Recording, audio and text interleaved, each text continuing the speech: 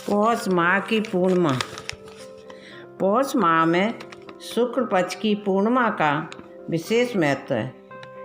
इस दिन पवित्र नदियों में स्नान और सूर्य देव की आराधना करने से दुख दूर होते हैं। ऋषि मुनि संत कहते हैं कि पौष माह की पूर्णिमा को दान पुण्य का बड़ा ही महत्व है।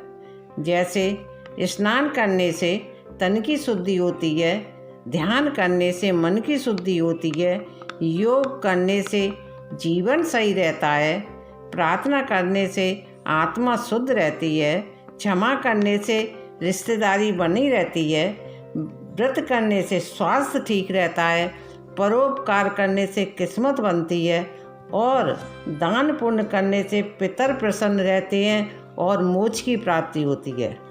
इसलिए पूर्णिमा के दिन सूर्य भगवान को अर्घ्य देकर श्री हरि नाम का कीर्तन करें और विष्णु भगवान की पूजा करें।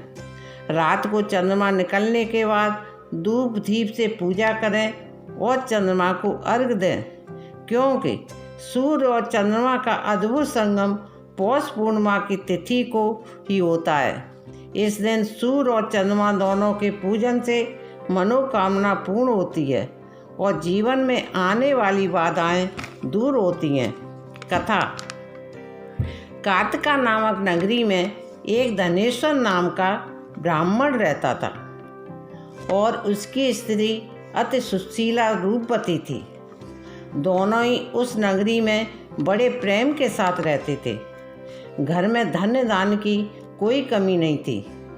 उनको केवल एक ही दुख था कि उनके कोई संतान नहीं थी। इस दुख से वह दंपति अत्यंत दुखी रहते थे। उसी समय नारद जी महाराज भ्रमण करते हुए मृत्युलोक आए।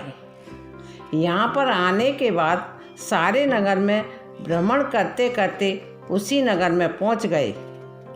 वहाँ उन्होंने देखा कि एक साधु सबके घर से भिक्षा ले गया, परंतु एक घर में स्त्री भिक्षा लिए खड़ी रही, उससे भिक्षा नहीं ली। वह दुखी होकर घर के अंदर चली गई। नारद जी को आश्चर्य हुआ। तुरंत उस ब्राह्मण के घर गए और जाकर पूछा, बहन, आपसे उस संत ने भिक्षा क्यों नहीं ली? तो वह बोली, हे महाराज, हम निसंतान हैं। ऐसा कहते कहते उन दोनों ने दंपति नारद जी के पैर पकड़ लिए और आत्मभाव से कहने लगे, हे महाराज, आप मुझको पुत्र प्राप्ति का उपाय बताइए। आप सर्वज्ञ हैं, हम पर अवश्य कृपा कीजिए। धन की मेरे घर में कोई कमी नहीं है, परंतु पुत्र न होने के कारण अत्यंत दुखी हैं। आप मेरे इस दुख का हरण करें। आप सामर्थ्यवान हैं। यह सुनकर नारद जी कहने लगे, हे ब्राह्मण, तेरे पुत्र तो होगा, परंतु 16 वर्ष की आयु में ही उसकी मृत्यु हो जाएगी।